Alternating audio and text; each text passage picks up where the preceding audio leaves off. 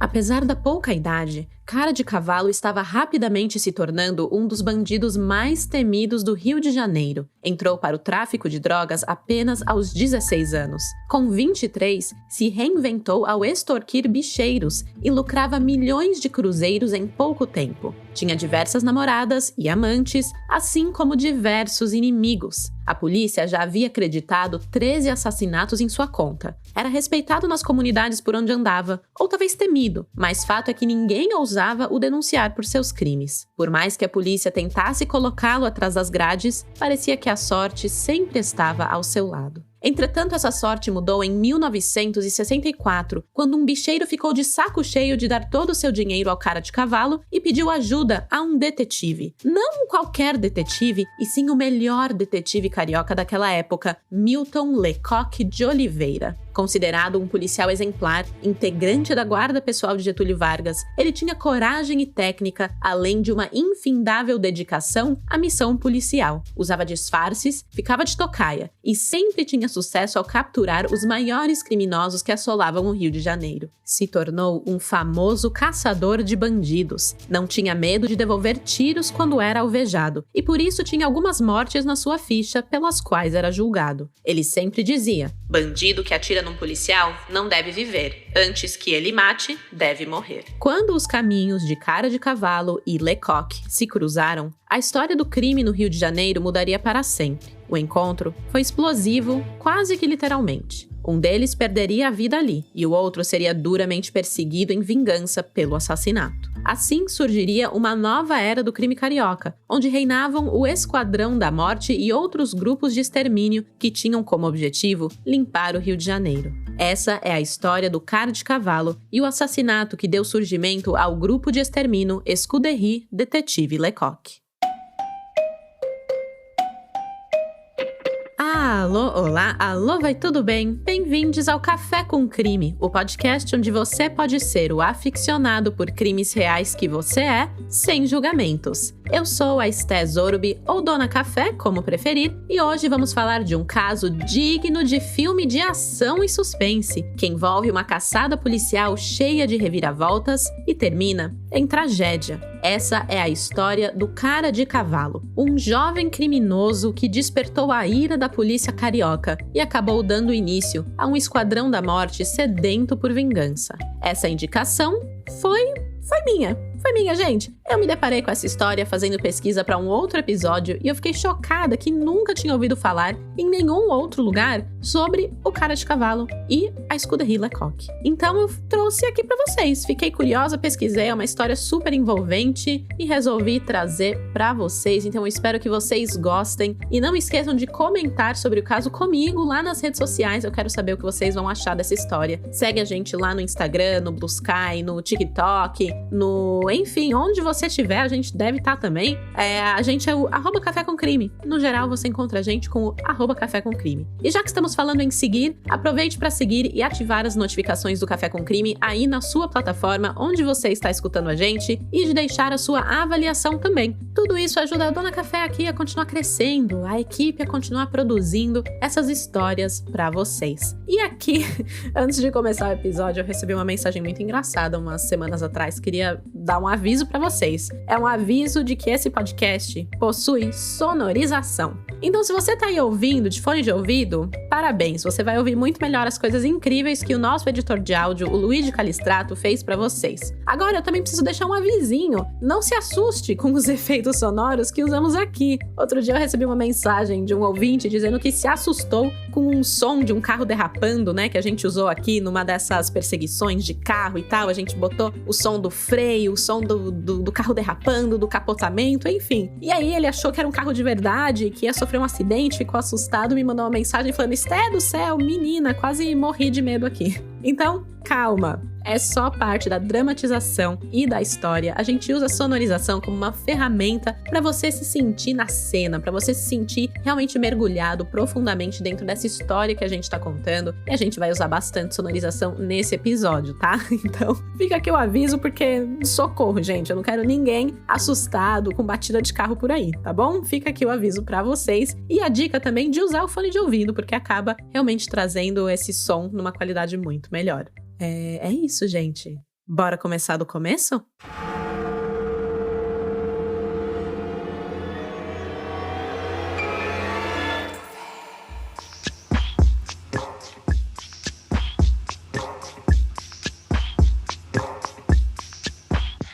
De ascendência francesa, como o seu nome sugere, Milton Lecoq de Oliveira nasceu no Rio de Janeiro em 11 de junho de 1920. Era casado com Amélia Lecoq de Oliveira, com quem criou uma família e tentava construir uma singela casa na Tijuca. Ele era um homem alto, magro, de feições duras, mas de uma voz mansa. Era um policial exemplar, de acordo com seus colegas. Ele integrava a guarda pessoal de Getúlio Vargas e fazia parte da Polícia Especial até ela ser extinta. Depois, aos 33 anos, o Milton ingressou na Delegacia de Vigilância. Os seus superiores diziam que ele não tinha limites à sua dedicação à missão policial. Ele era aquele tipo de policial que ia a campo, que se disfarçava de pessoa em situação de rua e permanecia vários dias ali no Morro do Esqueleto, observando a chegada de criminosos procurados pela polícia. O detetive Lecoq tinha os seus meios de se misturar com a bandidagem. Ele sustentava um jeitão de malandro com boina, roupa amassada, e assim se passava tranquilamente por um deles, tendo sucesso ao prender a maioria dos elementos que procurava. O cara era devotado ao trabalho, era um workaholic de mão cheia, e os riscos que ele corria na rua, nas caçadas, era combustível para ele continuar na profissão, mesmo diante de tantos perigos. Ele gostava da adrenalina, sabe? E quando era preciso matar para não morrer, ele também não hesitava. Por exemplo, deixa eu contar aqui umas historinhas de onde Milton Lecoq já havia se enfiado. Em 1958, ele tinha ficado de frente com o assaltante e homicida Buck Jones, que já era condenado pela justiça e que estava colocando a população da Vila Isabel em pânico. Em uma diligência no Morro dos Macacos, o criminoso recebeu o Lecoq com tiros. E claro, o detetive revidou com sucesso, colocando fim à vida de Buck Jones e ao desespero dos moradores ali da Vila Isabel. Milton Lecoq de Oliveira passou a responder para a justiça por conta desse assassinato do Buck Jones. Enfim, depois disso, o Lecoq participou de todas as grandes diligências empreendidas pela Delegacia de Vigilância. Com 25 anos na polícia, Milton Lecoq desenvolveu uma fama por ser caçador de bandidos. Apesar dele ser uma figura simples, ele era dono de uma personalidade impressionante que o colocava muitas vezes como um líder espontâneo em diversas situações. Ele era muito querido por seus colegas de trabalho e também respeitado pelos fora da lei. O Milton, ele tinha muito caráter, sabe? Ele tinha um sentimento de justiça muito aguçado e ele tentava passar adiante as suas convicções. O Lecoq, além de detetive, também era professor. Ele ensinava aos seus alunos trilhar com segurança os perigosos caminhos que levam ao bandido. O disfarce e o binóculo eram as armas mais suaves que ele recomendava para a espreita. E para a hora da ação, ele dizia que era preciso coragem e também muita técnica. Nunca se deve arrombar uma porta de barraco deixando o peito à mostra. Deve-se deitar e dar um pontapé na porta. Também é bom mandar o bandido acender a luz e sair com as mãos na cabeça. Todas essas dicas que ele dava de técnicas, o objetivo era sempre a captura do criminoso e não a morte dele. Mas o Milton também não colocava a vida em risco e não admitia desrespeito com a corporação. Os seus alunos sempre escutavam ele dizer: bandido que atira num policial não deve viver. Antes que ele mate, deve morrer. Sucesso na corporação e o terror da bandidagem. Foi assim que Milton Lecoq passou a ser direcionado para as investigações que eram as mais difíceis de concluir. No Rio de Janeiro dos anos 60, a violência já era uma preocupação para os governantes e moradores da cidade, que passava por uma grande transformação social e urbana, um aumento populacional e aí também, claro, o crescimento desenfreado de áreas periféricas sem infraestrutura adequada, o que dava ali também uma gravidade e um aumento significativo da violência. Naquela época, não eram as facções que dominavam os morros e aterrorizavam moradores e turistas, mas já havia sinais de ascensão de grupos criminosos organizados que atuavam com contrabando, tráfico de drogas e jogos ilegais, principalmente o famoso jogo do bicho. Foi nesse contexto que o então chefe de polícia, general Almari Cruel, decidiu compor uma equipe considerada pesada para combater o crime. Ele selecionou seus melhores detetives para deter a escalada de assaltos e assassinatos no Rio. Foram eles o detetive Milton Lecoq, o Euclides Nascimento, Hélio Guaíba, Cartola, Jacaré, Ivo Americano, Sivuca, Jaime de Lima e Lincoln Monteiro. Era basicamente, gente, vamos lá, sendo sinceros aqui, um grupo clandestino, tá? E vale dizer que o general Cruel não era lá das pessoas mais queridas. Ele foi acusado em 1959 por corrupção e envolvimento com jogo do bicho, drogas, lenocínio e cassinos clandestinos, entre outros, e ele acabou deixando a chefia da polícia. Mas claro, que estamos falando aqui do Brasil, então o general continuou aí a sua carreira militar e em 31 de março de 1964, já como comandante do exército em São Paulo, ele aderiu ao golpe militar, traindo a confiança do presidente da República. Enfim, esse era o cara, tá? Então fique aí com esse contexto. Com essa carta branca do general Cruel, o grupo, que era liderado por Lecoq, passou a atuar como uma espécie de esquadrão da morte para acabar com os assaltos e latrocínios que assolavam a Guanabara. O Esquadrão da Morte logo aprendeu de cor a lição do mestre Lecoq. O bandido que atira num policial não deve viver. Antes que ele mate, deve morrer. Apesar de Milton estar na liderança de um grupo de extermínio apelidado de Esquadrão da Morte, ele era meio que uma exceção a essa regra. Ele não gostava de matar os bandidos que capturava sem um motivo que ele considerasse forte como legítima defesa. Ele matava, sim. A gente já falou aqui do Buck Jones, que ele assassinou e tal, ali naquele confronto policial, mas era apenas nessas instâncias que, se ele levasse tiro, ele ia revidar em legítima defesa. Um dos motivos é que o grupo, que a princípio tinha esse apoio das autoridades, né, do Cruel, ele passou a responder criminalmente pelas mortes que causava. Então não era assim um grupo exatamente tão clandestino que eles saíam matando sem mais nem menos. A ordem era muito clara, os bandidos precisavam ser capturados com vida, o que tornava o trabalho deles muitas vezes difícil, porque eles levavam tiro. Quando se deparavam com uma situação de perigo iminente, os policiais tinham duas opções. Ou eles matavam o bandido e iam a julgamento sob o risco de perder o emprego, ou tinham o risco de morrer ali na caçada, né, aceitar o destino e ir de arrasta.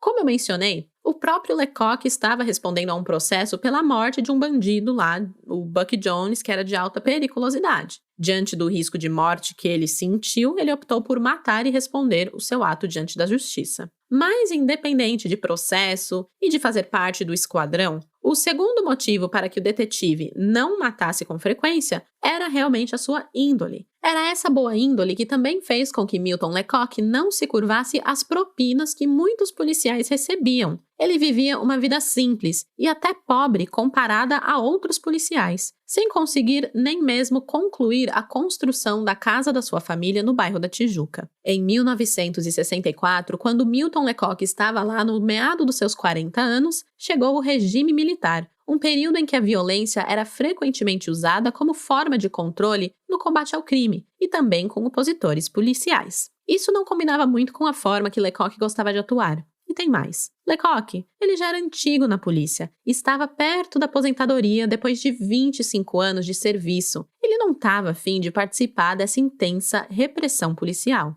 Na real, ele estava afim de férias, gente. Ele queria relaxar, tirar suas férias, andar de moto. Aliás, ele era apaixonado por moto, ele fazia parte de um grupo de motociclistas que era o EM, Esquadrão Motorizado, e o símbolo era uma caveira, né, com as tíbias cruzadas, aquela coisa tal de esquadrão motorizado. Ele empinava a moto, ele era todo cheio das coisas com moto, sabe? Então, era isso que ele mais queria, gente. Ele queria férias, andar de moto, curtir a família. Na segunda-feira, dia 31 de agosto de 1964, o seu plano era arrumar as malas, aprontar sua família e desaparecer em algum lugar tranquilo e paradisíaco por uns 30 dias. Na volta dessas férias, ele iria tratar da sua aposentadoria. Ele só tinha uma última missão a cumprir: capturar o bandido Cara de Cavalo. Era sobre isso que ele estava pensando na sexta-feira, dia 28 de agosto. Aquela sexta-feira antes das férias, sabe? Que você já tá ali, tipo, querendo só terminar para poder vazar. Pois é. Foi bem nesse clima que ele recebeu uma denúncia de que Cara de Cavalo estaria na região do bairro Vila Isabel para pegar a propina de um de seus bicheiros. Mais do que depressa, Lecoq deixou as fantasias das férias de lado e foi para a rua ao lado dos integrantes do Esquadrão da Morte e detetives Jacaré e Aníbal Deckman dos Santos, que era conhecido como Cartola. O Jacaré e o Cartola e o Lecoq estavam todos decididos a capturar, de uma vez por todas, o Cara de Cavalo. Um criminoso que estava pegando propina e que estava chantageando bicheiros, que estava tocando terror ali no Rio de Janeiro já faziam meses. Um cara que já tinha cometido vários assassinatos. Enfim, era daqueles malandros que a polícia queria botar a mão, sabe? O Lecoq queria encerrar o caso logo para poder tirar suas férias tão merecidas, né, com a sua família e se aposentar da vida de detetive, fechando, claro, com uma chave de ouro que seria capturar o Cara de Cavalo. Era coisa grande. Naquela época, o bandido mais temido do Rio de Janeiro era o Mineirinho, que era um amigo de adolescência do Cara de Cavalo, e ele se tornou ali rei dos morros, né, o Mineirinho. Porém, o Cara de Cavalo estava apresentando um potencial ofensivo grandíssimo, e os policiais temiam que ele logo tomasse o lugar de seu amigo em um curto espaço de tempo como rei dos morros. Então, quando aquela denúncia chegou na sexta-feira, parecia um presente caído dos céus. Lecoq, Jacaré e Cartola pegaram uma viatura, foram para o local e bingo, deram de cara com o alvo. Lecoq já podia sentir o cheirinho de suas férias.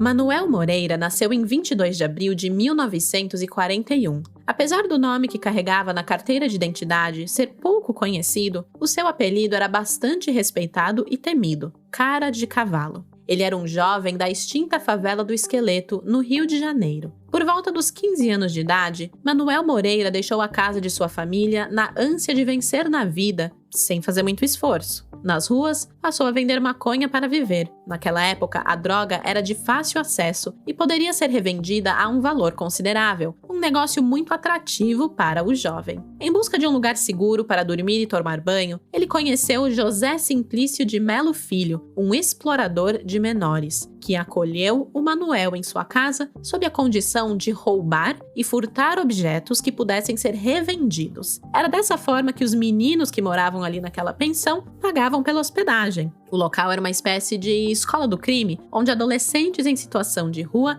encontravam certo conforto em troca de material roubado. Era dessa forma que o Simplício alimentava o comércio local com televisores, rádios portáteis, anéis de brilhantes, medalhas e até armas. Tudo isso era revendido por um preço muito abaixo do mercado, aquecendo um esquema paralelo organizado e com retorno financeiro garantido. Além da obrigação de roubar para ter direito a um teto, a regra na casa do explorador de menores era clara. Se notasse que os meninos estavam se tornando violentos, eles seriam expulsos do bando. Era assim que Simplício mantinha a ordem debaixo daquele teto. Com tantos rapazes sob os seus cuidados, era preciso ter suas próprias leis para que pequenos desentendimentos não evoluíssem para agressões, chamar a atenção dos vizinhos e aí, claro, da polícia. Era um risco que ele não queria correr. O Manuel estava tudo de boa com essa regra, porque na verdade ele era um cara pacato. Ele não costumava usar da força para executar seus crimes.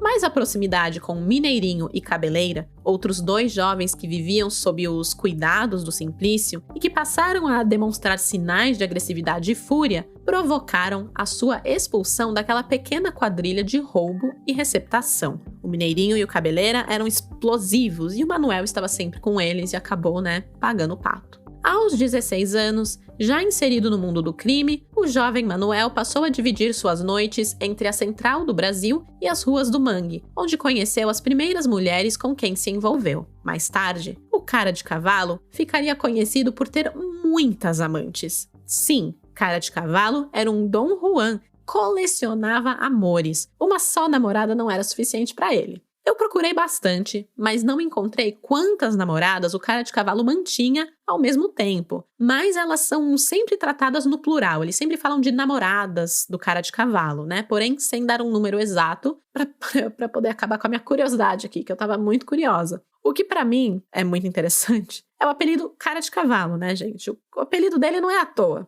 Ele também era magro, franzino, e apesar disso e da sua cara de cavalo, isso não afetava a sua habilidade para namorar várias garotas ao mesmo tempo. A sua aparência, na real, o incomodava. Não por achar, eu sou feio. Não, ele não estava nem aí. Ele se achava o tantantã. Mas a questão é que ele era fraquinho, magrinho, franzino. Então isso não impunha respeito aos seus comparsas, né? E foi, na verdade, por isso, pela sua aparência física, que o Manuel decidiu descolar uma arma. Afinal, quem não respeita um malandro armado, né? Ele conseguiu uma pistola 45 e com ela passou a frequentar a favela do Esqueleto. Essa foi uma comunidade extinta poucos anos depois da história do cara de cavalo. No local hoje funciona a Universidade do Estado do Rio de Janeiro, a URJ, no bairro do Maracanã, na zona norte da capital carioca. Bom, com a arma em mãos, o cara de cavalo se sentia poderoso e invencível. Ele achava que tinha conquistado o respeito dos moradores da comunidade, quando, na verdade, ele tinha plantado o medo no coração daquelas pessoas. Para expandir a sua área de atuação, alternava os seus dias entre o Esqueleto e a Mangueira, onde viviam os seus fornecedores de maconha. E foi numa dessas idas à Mangueira que ele cometeu o seu primeiro assassinato.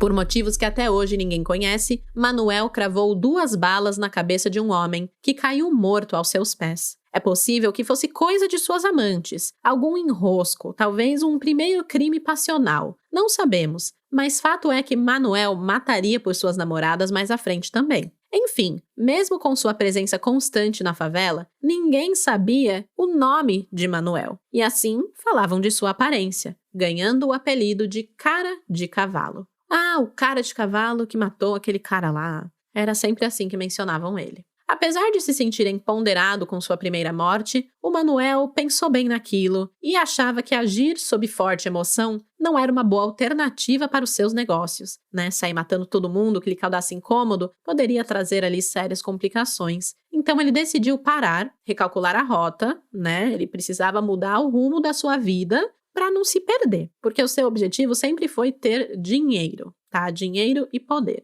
Então, para ele que queria ser inteligente e pensar ali, ele falou, bom, eu preciso evitar, né, essas mortes, preciso ser incisivo para ter mais dinheiro, mas preciso ser tranquilo também. Tava ali no estratégia, todo cheio das estratégias. Quando ele completou 17 anos, pois é, tem esse fato, né, gente, ele ainda tinha 16 anos, tá? Tudo isso que tá rolando, o menino era um adolescente. Quando ele completou 17 anos, ele achou que se dedicar exclusivamente à venda da maconha não estava lhe dando o retorno financeiro desejado. E aí, estratégia, novamente ali, ele decidiu expandir os negócios ao explorar os banqueiros do jogo do bicho. A ideia não era original, tá? Outros antes dele já haviam explorado os bicheiros, mas era algo que dava certo e dava retorno. Agora eu só quero abrir aqui um parênteses para apresentar o jogo do bicho para vocês. Sei que a gente escuta muito falar do jogo do bicho, principalmente hoje em dia, com tudo que tá rolando, mas vamos lá, né? Vamos conhecer mais sobre isso. O que é, na real, o jogo do bicho? O jogo do bicho é uma bolsa de apostas em números que representam animais. Eu não fazia ideia, mas eu descobri nessa pesquisa que o jogo foi criado pelo fundador do Jardim Zoológico do Rio de Janeiro. Ele queria aumentar a frequência popular do zoológico, e aí ele decidiu estipular um prêmio em dinheiro ao portador do bilhete de entrada que tivesse a figura do animal do dia, o qual era escolhido entre os 25 animais do zoológico. Posteriormente, os animais foram associados às séries numéricas da loteria e o jogo passou a ser praticado largamente fora do zoológico, a ponto de transformar a capital da República, na época o Rio, na capital do jogo do bicho. Atualmente, o jogo do bicho continua a ser praticado nas ruas das principais cidades do Brasil, mesmo sendo uma contravenção pela legislação penal brasileira. O jogo é um jogo de azar, ou seja, é ilegal. O cara de cavalo, resumidamente, estava explorando os bicheiros, que assim como ele, estavam cometendo ilegalidades. Então é o sujo explorando o mal lavado.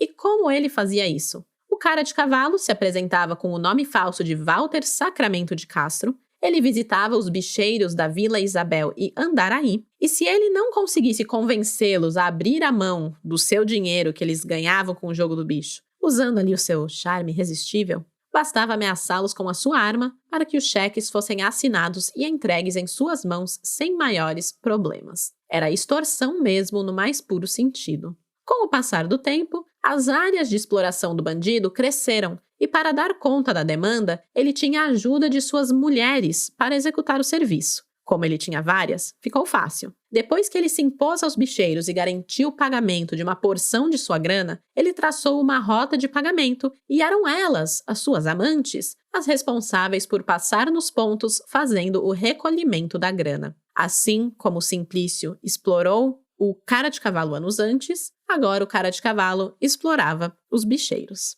E cá entre nós, essa era uma sacada inteligente, porque ele conseguia dinheiro sem precisar matar ninguém e praticamente com risco zero de ser pego pela polícia. Quem seria capaz de denunciá-lo? Mesmo muito popular, o jogo do bicho é ilegal até hoje. E como que os bicheiros, iam ligar para a polícia para pedir ajuda? Não iam ligar, porque eles também estavam fazendo merda, entendeu? Era óbvio. Então assim, o cara de cavalo ia enchendo o bolso de dinheiro, extorquindo os bicheiros sob ameaça, E aí, e usando o dinheiro ali para suas amantes, dava presente caro para elas, curtia a vida. O cara de 17 anos estava feito.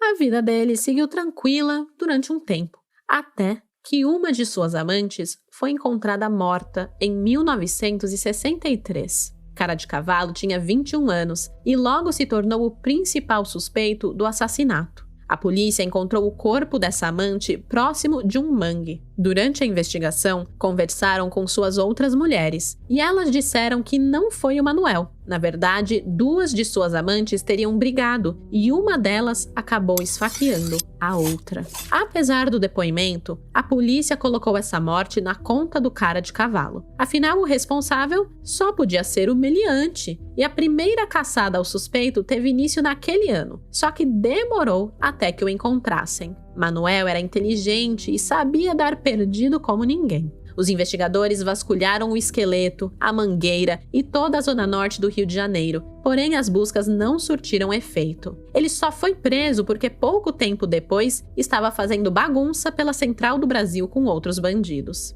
Como o querido era procurado, assim que puxaram sua ficha, rolou aquele match e o encaminharam direto para a penitenciária Lemos de Brito, onde ele não ficou muito tempo preso. Só deu tempo de tirar aquela foto clássica de frente e perfil para os arquivos policiais e que nós também usaremos para que vocês conheçam essa figura tão marcante. Eu vou postar essa foto lá no Instagram para vocês, o @cafécomcrime. E aí, logo depois de tirar essa foto, bem depois da sua prisão, gente, a minha língua até coça, eu preciso comentar que as fugas que aconteciam nesses casos antigos que trazemos aqui no podcast são muito surreais. Quem lembra do bandido da cartucheira, que fugiu porque a porta da viatura estava amarrada com uma cordinha?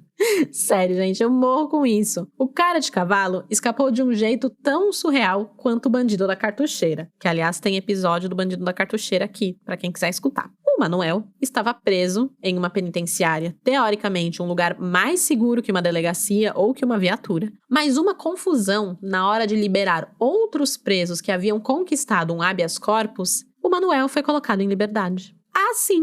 Simples assim. Na hora que os carcereiros estavam ali fazendo a conferência dos documentos com os nomes dos bandidos que seriam liberados, o Manuel aproveitou um descuido e desapareceu para nunca mais voltar para a prisão. Simples assim. Nada muito hollywoodiano, o que torna isso ainda mais surreal, né? Como pode ser tão fácil assim, né? Mas enfim, lembrando que estamos falando aqui de 1963. E aí, livre como um passarinho, o Manuel voltou a explorar os bicheiros. Só que preocupado por conta de sua experiência atrás das grades, ele decidiu que não facilitaria mais para a polícia e adotou, digamos assim, uma postura mais discreta. Se antes ele vivia dando as caras pelas favelas, passou a viver escondidinho. Ele não precisava se expor. Ele tinha quem fizesse isso por ele, as suas amantes no caso. Ele continuou usando elas, as suas gatas, que sempre estiveram ao seu lado para pegar a grana dos bicheiros. A sua preferida tem nome nos jornais da época. Lair Dias da Silva era a namorada que trabalhava melhor, tinha agilidade, imposição diante dos bicheiros e não voltava para casa de mãos vazias.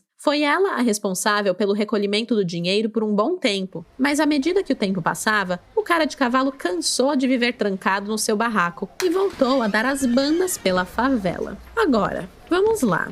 Num desses rolês pela favela do Esqueleto, o cara de cavalo deu de frente com um antigo inimigo, conhecido como Foquinha, e ali iniciou uma discussão que pegou fogo. O Foquinha aproveitou a ausência do seu adversário para querer mandar na favela. E o cara de cavalo não gostou nem um pouco disso e acabou que deu ruim para o seu inimigo. Ele sacou a sua fiel escudeira 45 e derrubou o Foquinha com um tiro. Há quem diga que esse teria sido o segundo assassinato cometido por cara de cavalo. Mas como ele tinha certa fama pela cidade, a polícia já havia acreditado 13 mortes em sua conta. Quando a notícia da morte de Foquinha chegou ao conhecimento dos investigadores da Delegacia de Vigilância, ficaram de cabelo em pé. Eles sabiam que cara de cavalo tinha potencial para transformar o Rio de Janeiro em um terror, mesmo tendo apenas 23 anos. Naquela época, o bandido mais temido do Rio de Janeiro era Mineirinho, amigo de adolescência do cara de cavalo. Vocês lembram dele? Foi o Mineirinho que provocou a sua expulsão da casa do Simplício. Enfim, o próprio Mineirinho. Mas, pelo potencial ofensivo que o cara de cavalo apresentava, os policiais não queriam esperar para ver Manuel Moreira tomar o lugar de seu amigo e virar o novo rei dos morros. Os investigadores da Delegacia de Vigilância decidiram cortar o mal pela raiz e destacaram um dos policiais mais competentes da cidade para ficar no encalço do jovem cara de cavalo, o detetive Milton Lecoq de Oliveira.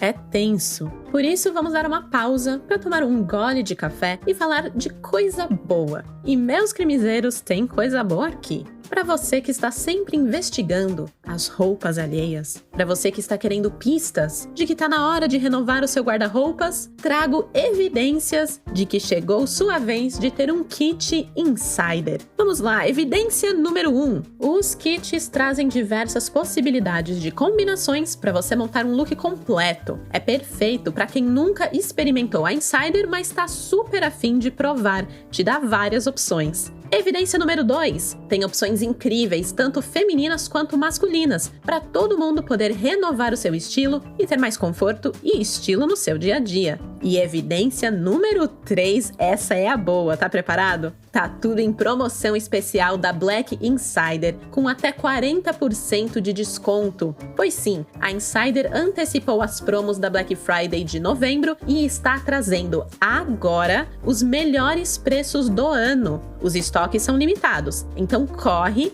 clique no link que está aqui na descrição do episódio e use o cupom Café com Crime para garantir 15% de desconto em cima dos descontos lá da loja, podendo acumular até 40% off. Se você estava querendo experimentar a Insider, sua hora é agora. Clica no link e entra lá na loja da Insider com o nosso cupom Café com Crime. Ainda tem muita história pela frente, mas respire fundo, tome um gole do seu café e escute esse recadinho. O podcast agora recebe apoio de ouvintes através do Apoia-se.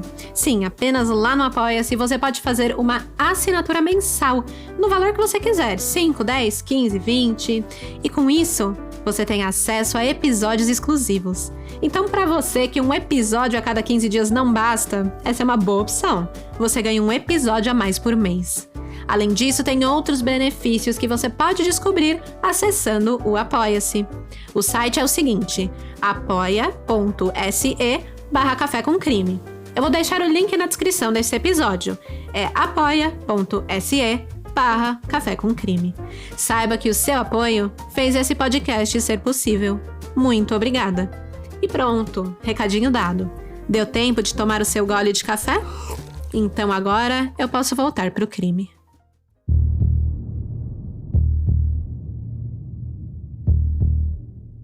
No dia 28 de agosto de 1964, o detetive Milton Lecoq foi para as ruas ao lado dos detetives Jacaré e Aníbal Deckman dos Santos, conhecido como Cartola. Os três estavam decididos a capturar o cara de cavalo. E missão dada é missão cumprida. Milton estava focado em encerrar o caso logo, pois tinha planos de tirar férias com a família poucos dias depois. Naquela sexta-feira, o trio de investigadores recebeu uma denúncia de que cara de cavalo estaria na região do bairro de Vila Isabel para pegar a propina de um de seus bicheiros. Acontece que um dos bicheiros já estava de saco cheio de ser extorquido pelo cara de cavalo, e sabendo da reputação e índole de Lecoq, ele decidiu arriscar ao oferecer a denúncia ao policial, que era honesto, fiel, um cara bom, em troca de não ser preso pela ilegalidade do jogo. E deu certo. Mais do que depressa, Lecoq, Jacaré e Cartola pegaram uma viatura, foram para a Vila Isabel e bingo, deram de cara com o seu alvo. Na verdade, a primeira coisa que reconheceram foi a sua amante Lair, que estava pegando o dinheiro na casa do dono da banca. Cara de cavalo estava dentro de um táxi, despretensiosamente estacionado, aguardando pela namorada. Os detetives ficaram ali de tocaia, aguardando uma oportunidade para abordar o criminoso. Mas quando Lair saiu da casa do bicheiro, ela percebeu a movimentação do lado de fora e entrou correndo no táxi, dando o alerta ao cara de cavalo. O veículo saiu em disparada pelas ruas da Zona Norte carioca. Sem hesitar, Lecoq e os companheiros abriram perseguição ao táxi em uma verdadeira caçada, com direito à condução na contramão, desrespeito aos semáforos e todas as leis contidas no Código de Trânsito Brasileiro. Quando conseguiram ultrapassá-lo no cruzamento das ruas Emília Sampaio com Teodoro da Silva, com a ajuda de um ônibus que fechou o táxi, Lecoq deu voz de prisão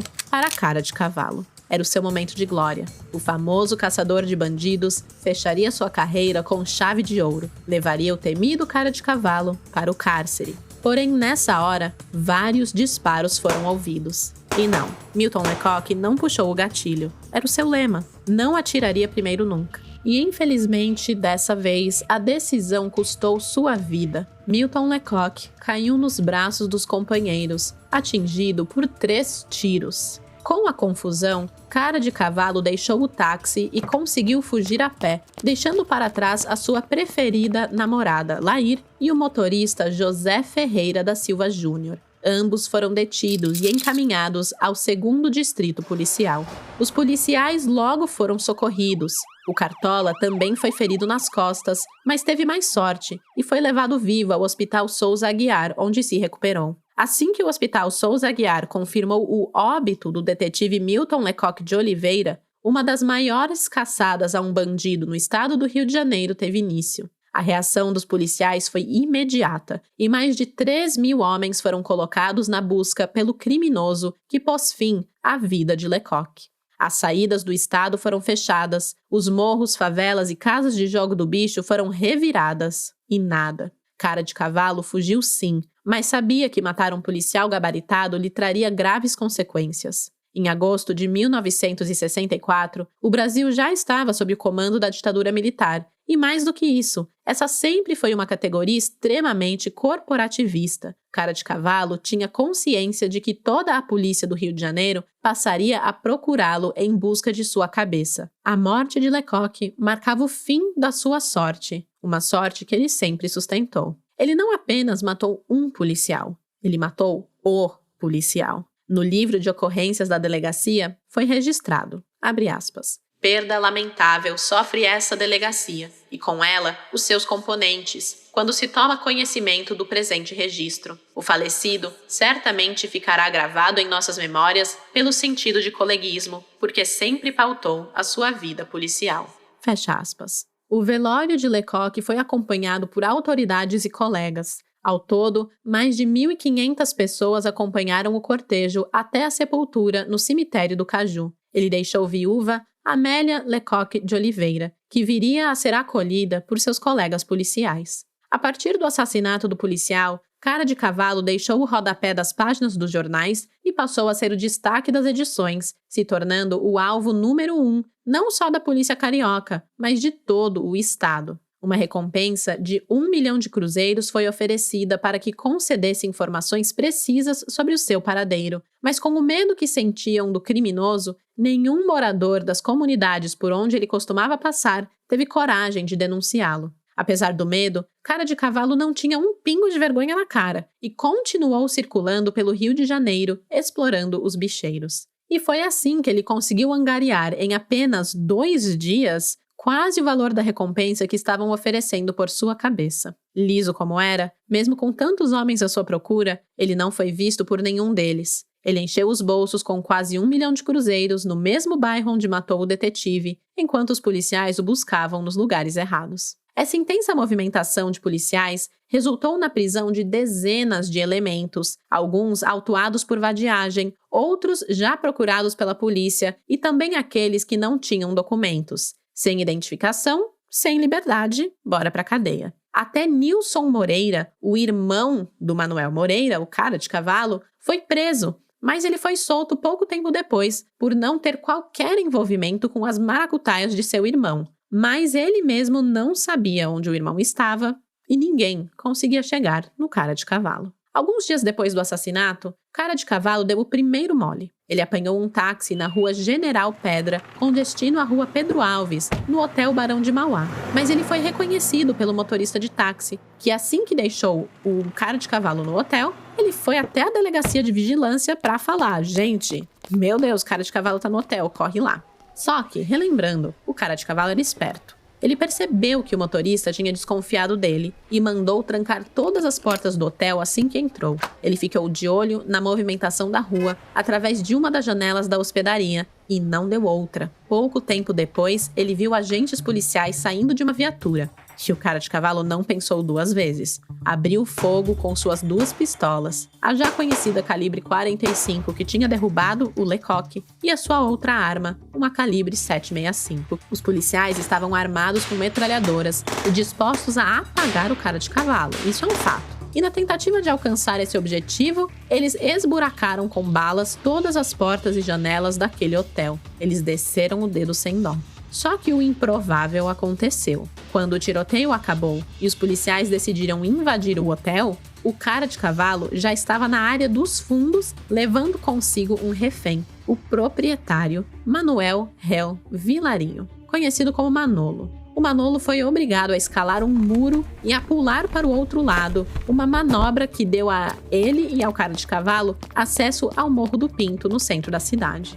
Antes de vazar dali, o Cara de Cavalo cortou todos os fios telefônicos para impedir que a polícia pedisse reforço, e assim ele conseguiu fugir mais uma vez. Depois que o refém foi liberado, o Manolo, ele foi interrogado pela equipe policial na esperança de que pudesse compartilhar alguma informação sobre o paradeiro do bandido. Só que ao invés de se mostrar revoltado pelo sequestro relâmpago, ele criticou o trabalho da polícia acerca daquela abordagem, aquele tiroteio, e apontou todo o prejuízo causado por eles ao seu estabelecimento e, claro, por ter sido colocado em risco para que Cara de Cavalo pudesse fugir. A família que o bandido abandonou aos 15 anos para entrar no mundo do crime reapareceu. Mãe é mãe, A mulher que não teve o seu nome divulgado viu o rosto do filho estampando ali todos os jornais da época e o seu instinto materno gritou. Ela sabia que Cara de Cavalo corria risco de vida e decidiu intervir por sua vida. Ela esteve pessoalmente sem advogados no edifício do Fórum Criminal, à procura do juiz Eliezer Rosa, da 8ª Vara Criminal, para pedir clemência, uma garantia de que o seu Manuel não seria morto pela polícia caso decidisse se apresentar.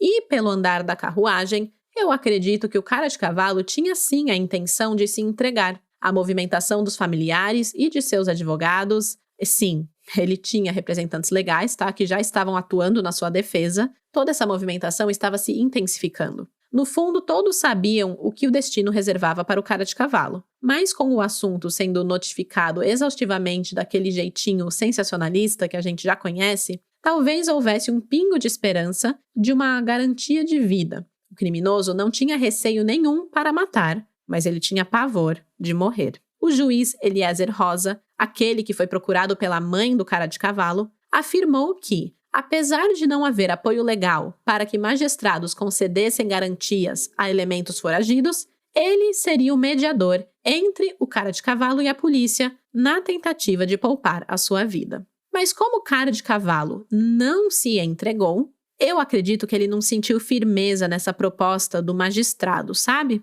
E ele decidiu que era melhor continuar fugindo. Quem sabe, deixando o tempo passar e a poeira baixar, ele não conseguisse retomar a sua rotina de crimes pela cidade com menos risco, né? O cara de cavalo apostou suas fichas nessa hipótese e deu continuidade à sua fuga.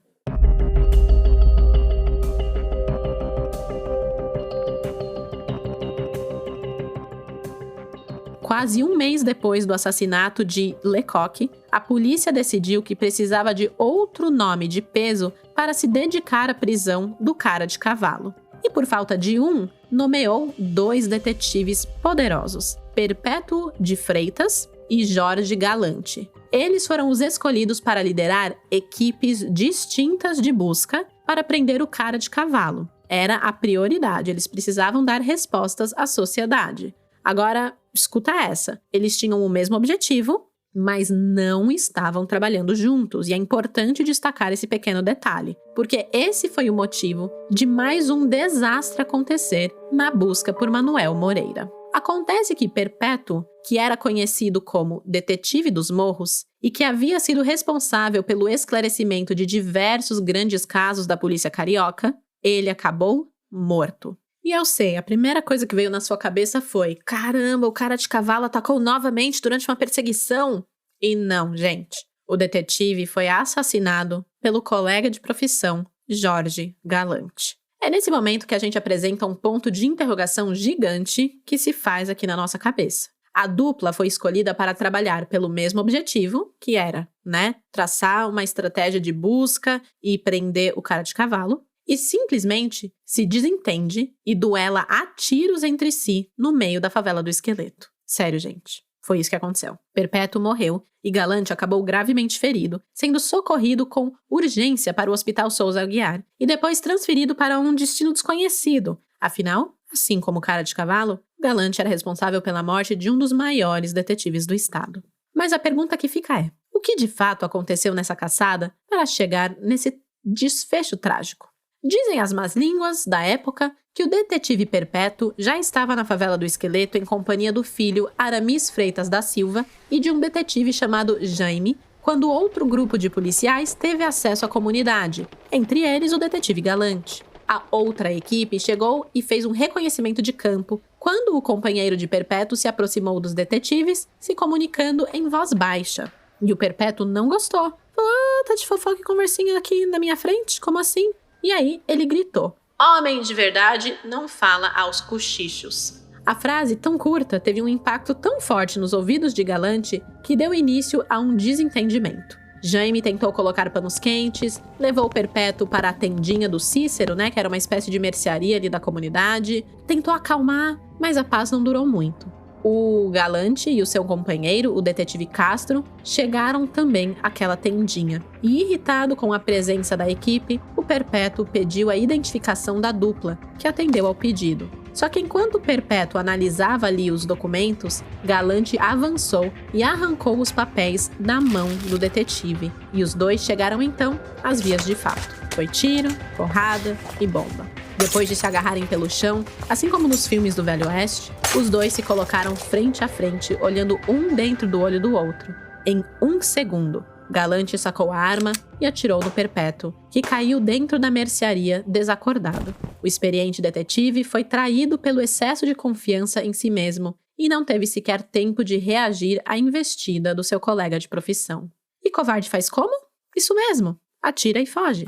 O filho da vítima, o Aramis, que viu tudo, correu atrás do Galante, do assassino do seu pai, e o alvejou na perna. Mesmo assim, Galante conseguiu fugir para procurar atendimento médico. Perpétuo também foi socorrido, mas morreu antes de ser transferido para o Hospital Souza Aguiar.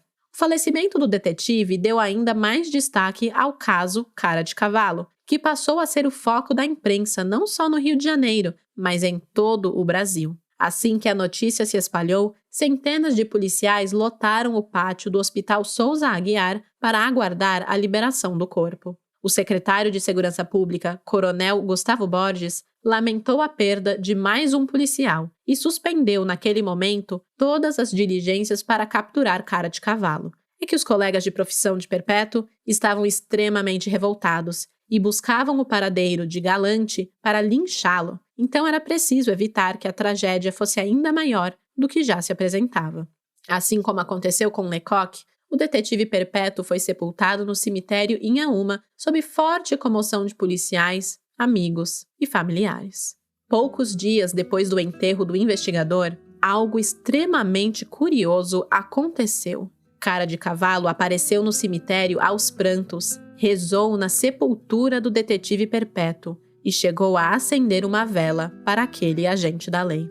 A atitude não parecia fazer o menor sentido. Um bandido foragido por ter matado um policial estaria se lamentando pela morte de outro detetive que o caçava? O fato levou a polícia a apurar que, na verdade, estava combinado entre Cara de Cavalo e Perpétuo que naquela noite em que Perpétuo foi assassinado, Cara de Cavalo se entregaria a ele.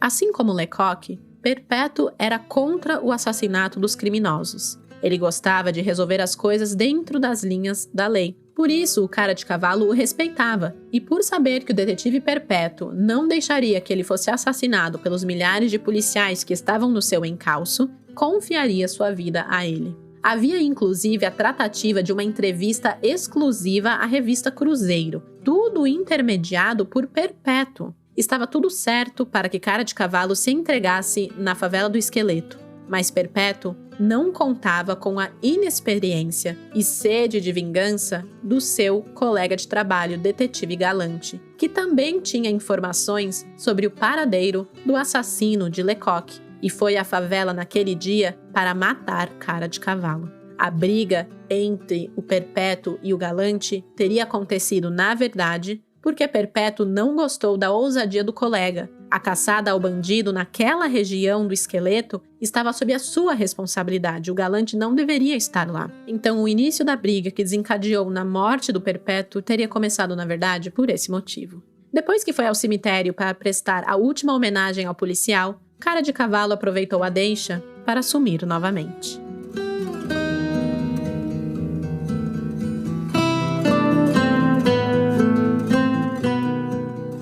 Os policiais estavam com tanta raiva, sede de vingança e pressa para colocarem as mãos em Cara de Cavalo que descontavam esse ódio em todos os criminosos que cruzavam pelo caminho. Diversos bandidos foram mortos, inclusive com requintes de crueldade, durante a caçada ao alvo. Outras centenas de meliantes foram presos, mas nosso personagem principal continuava livre, leve e solto. Foram 37 dias de intensas buscas até que na madrugada do dia 3 de outubro de 1964, a caçada chegou ao fim. Às 6 da manhã, o delegado Jorge Bretz recebeu um telefonema anônimo solicitando sua presença na casa de Pedro Alves Luiz, porque um presente aguardava os investigadores no local. Pedro Alves Luiz morava na cidade de Cabo Frio, região dos Lagos, a 156 quilômetros da capital carioca.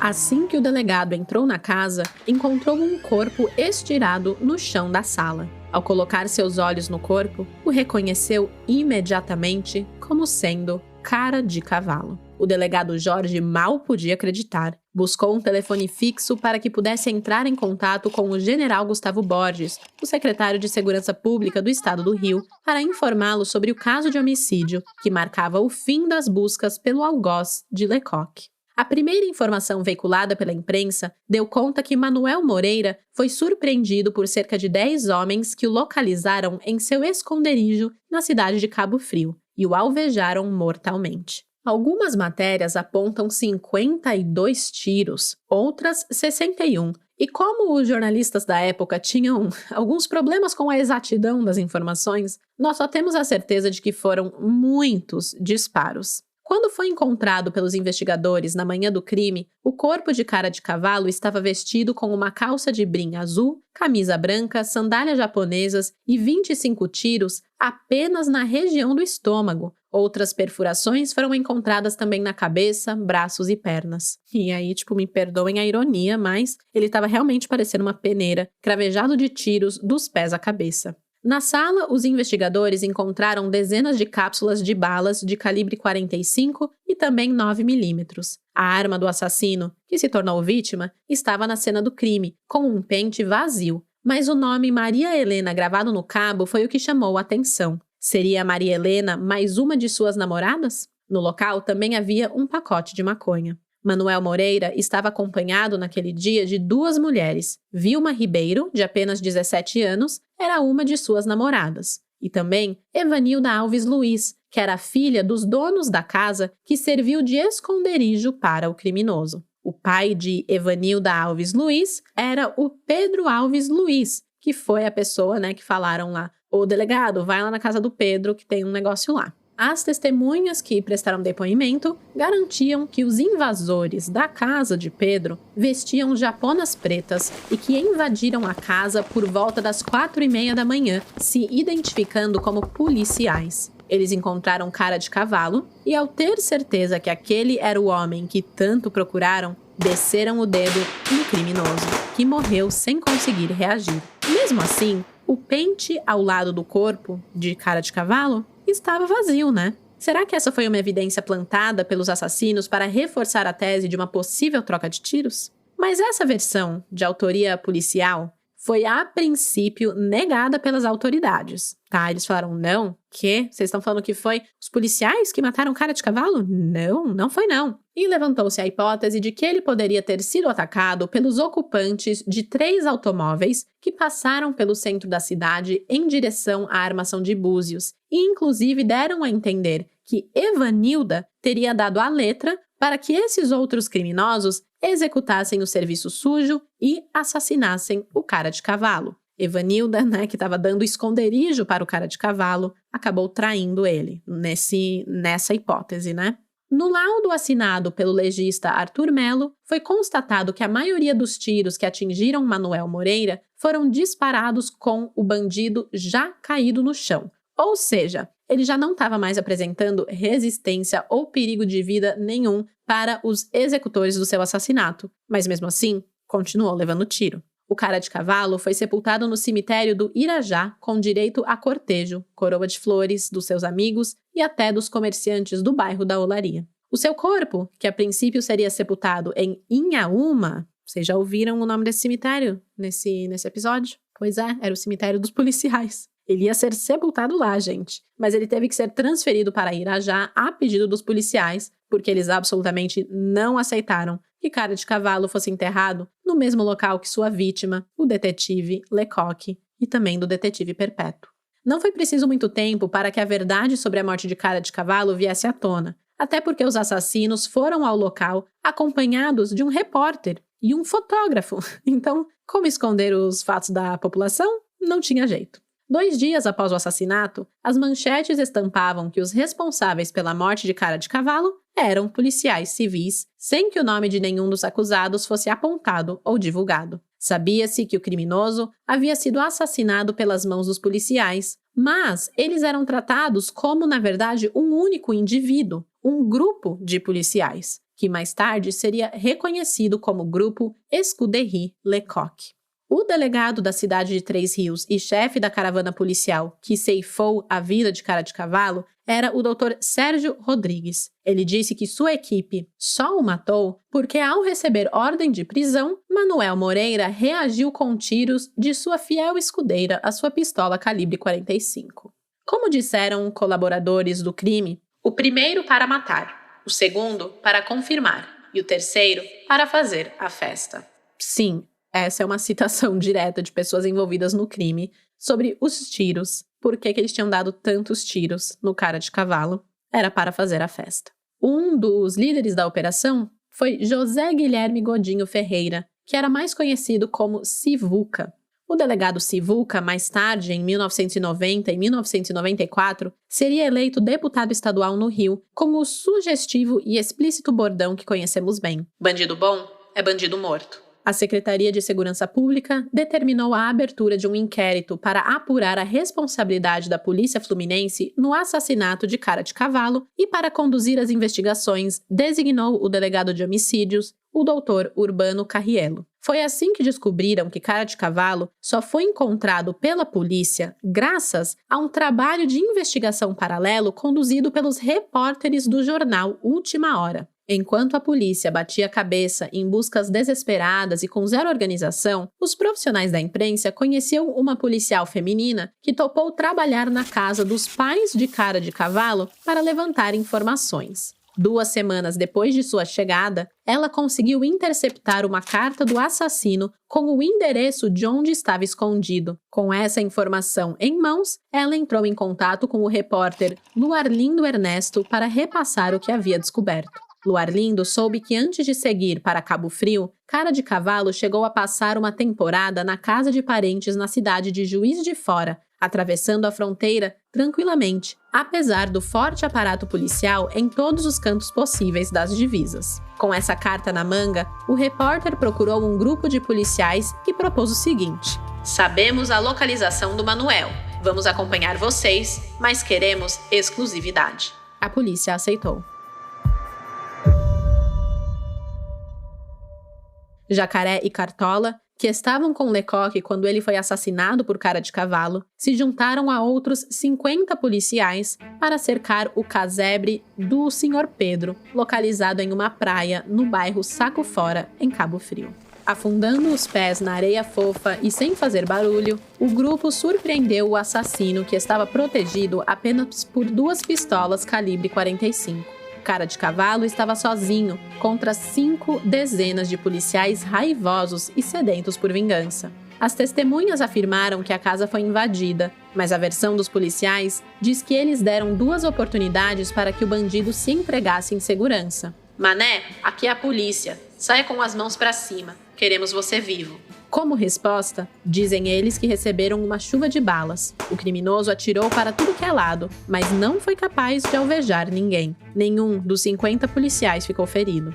Em retaliação, a equipe de agentes também abriu fogo e disparou ao menos 100 vezes, tendo acertado mais de 50 tiros no Cara de Cavalo.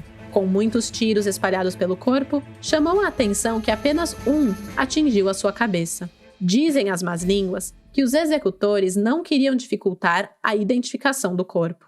Me lembrou até a fala proferida pelo personagem baiano no filme Tropa de Elite. Na cara não, chefe, para não estragar o velório. Vilma, a amante que o acompanhava na fuga e que estava na casa no momento da invasão policial, acabou presa, mas não há informações sobre o seu destino depois do assassinato de Cara de Cavalo.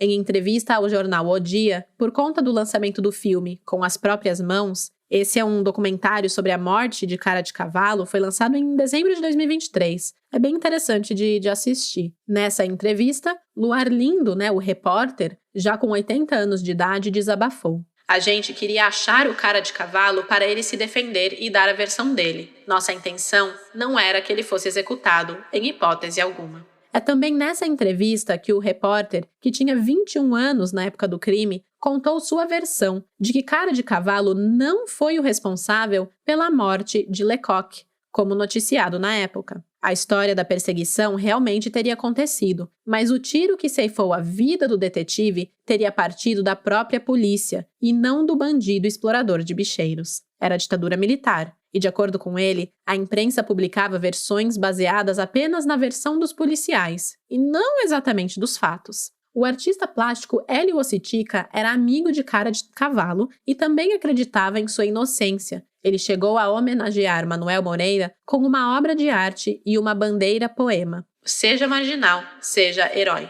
Aqui, ele não isentava o amigo de seus erros, mas apontava Cara de Cavalo como um bode expiatório e um símbolo de opressão social. Um mês após a morte de Cara de Cavalo, em 10 de novembro de 1964, o delegado de homicídios Urbano Carriello encaminhou à Justiça de Cabo Frio o inquérito sobre a morte do bandido, inocentando todos os policiais envolvidos na diligência que deu cabo ao famoso bandido. No laudo do Instituto de Polícia Técnica, o perito Geraldo Reis diz que não é possível fazer um exame fundamental do local, porque o corpo do bandido havia sido trocado de posição.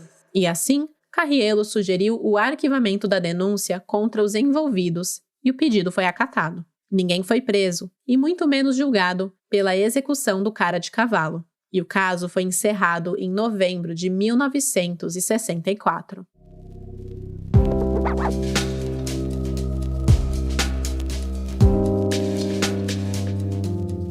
No Brasil, os Esquadrões da Morte começaram a pipocar em vários estados em meados dos anos 60. O mais notório e talvez o mais cruel deles foi o Escuderie Lecoq, ou Esquadrão Lecoq. Ele surgiu inicialmente, como a gente pôde ver nessa história, com a intenção de promover a vingança pelo assassinato de Milton Lecoq e para também apoiar a esposa. Na verdade, no início mesmo, os policiais que eram colegas de Lecoq queriam ser filantrópicos, digamos assim, com a esposa do detetive e ajudá-la, mas acabaram criando um esquadrão da morte. A morte de cara de cavalo foi só o tiro de largada da prova. Depois dele, vários ícones da bandidagem carioca da década de 60 foram mortos pelo esquadrão. Entre eles, Mineirinho, o amigo de adolescência de cara de cavalo. O Zé Pretinho, que foi fuzilado na porta de seu barraco no Morro dos Macacos, na Vila Isabel. O Bidá, que foi abatido no Morro do Querosene. E Passo Errado, que teve os seus passos interrompidos para sempre no Morro do Tuiuti, em São Cristóvão.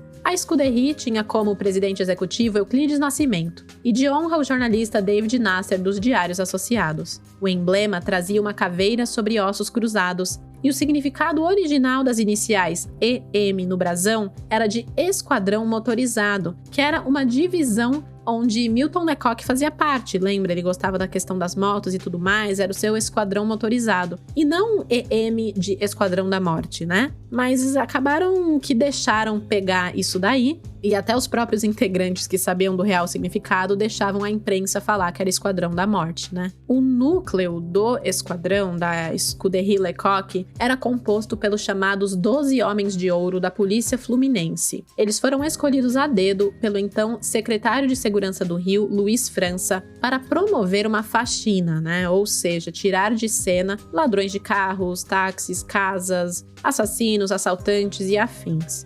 A escalação do time era a seguinte: Aníbal Beckman dos Santos, conhecido como Cartola, o Euclides Nascimento Marinho, o Hélio Guaíba Nunes, Humberto de Matos, Jaime de Lima, Lincoln Monteiro, Mariel Mariscotti de Matos, Nelson Duarte, Neils Kaufmann, mais conhecido como o Diabo Loiro, o José Guilherme Godinho, que era o Sivuca, e o Wigmar Ribeiro e Ellington Pires. Com esses homens, eles conseguiram promover essa faxina da forma deles, né? E essa foi uma fase do esquadrão em que, vou ler aqui uma situação, abre aspas, o policial virava herói após matar o bandido, narrava as proezas com indisfarçável orgulho, cascateando horrores. Fecha aspas. Mas a partir de então também começou a ganhar força a tese dos que argumentavam que atrás da marca do Esquadrão da Morte se escondiam policiais corruptos ligados ao crime, à extorsão e ao tráfico de drogas. E aí, pra gente ter uma ideia de como funcionava esse esquadrão e de como eles atacavam, vamos lá pro dia 5 de maio de 1968. Na Barra da Tijuca, aparece um cadáver, com as mãos amarradas, um cadáver que foi torturado. O corpo estava retalhado à faca e foi queimado por pontas de cigarro, sem sinais de que tivesse morrido em combate. Ficou muito claro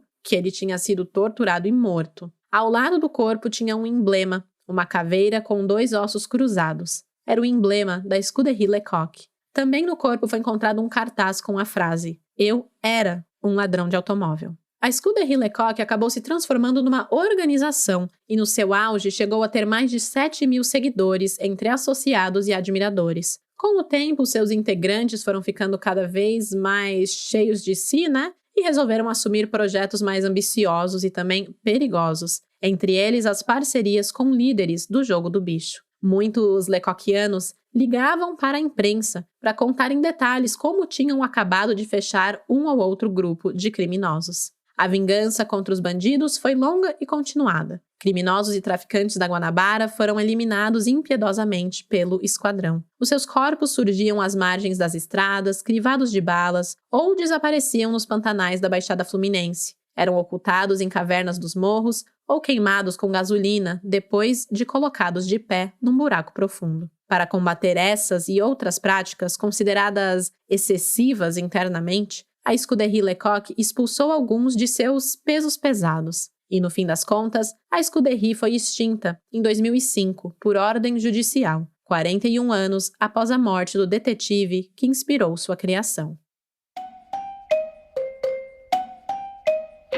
E essa foi a história do Cara de Cavalo e também do surgimento do Esquadrão da Morte Carioca Escuderie Lecoq. É uma baita história que renderia um filme daqueles com direito a muito bang-bang e reviravoltas, né? O interessante é que realmente o caso acabou mudando um pouco a história do crime do Rio de Janeiro, porque foi a partir da Escuderie que outros grupos de extermínio surgiram no Rio, sempre com a desculpa de que era preciso, limpar a cidade, e acabou sendo uma grande influência para as milícias que surgiram ao longo dos anos e que controlam até hoje muitos territórios no estado fluminense. É aquela coisa, São grupos criados para proteger certos indivíduos pela execução de outros que eles consideram indesejáveis. Aliás, para quem gosta desse tema, aqui no podcast eu já contei para vocês sobre um outro grupo que surgiu na década de 70 e início dos anos 80, o Mão Branca. No início, o Mão Branca fingia ser apenas uma pessoa, um sinistro personagem que se auto-intitulava Mão Branca, mas na verdade por trás desse nome escondia um grupo de extermínio com o hábito de telefonar para os jornais fornecendo o paradeiro de novos corpos. Esse é o episódio 21. Se você gosta desse tipo de história, corre lá e escuta o episódio 21.